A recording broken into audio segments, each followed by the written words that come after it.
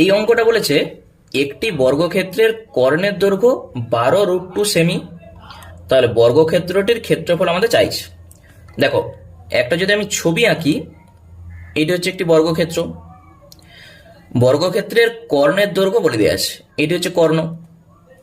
তাহলে কর্ণের সূত্র কি হয়? √2 ইন্টু একটি বাহুর দৈর্ঘ্য, একটি বাহুর দৈর্ঘ্য, বা √2 ইন্টু বাহুর দৈর্ঘ্য। এইটি হচ্ছে বর্গক্ষেত্রের কর্ণের সূত্র।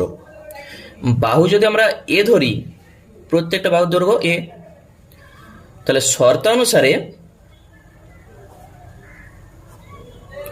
√2 গুণিত বাহুর দৈর্ঘ্য সমানই 12√2 বলা আছে। তাহলে দুটা কর্ণ সমান, √2 সঙ্গে √2 কেটে দাও, এ সমানে পেয়ে যাচ্ছ 12। তাহলে বর্গক্ষেত্রের বাহুর দৈর্ঘ্য যদি 12 হয়, ক্ষেত্রফল কত হবে? তার সূত্র আমরা জানি বাহু স্কোয়ার। তাহলে 12 স্কোয়ার মানে 144 বর্গ সেমি। তাহলে এইটি হয়ে যাচ্ছে আমাদের অ্যান্সার, যেটা তোমাদের অপশন বিতে আছে।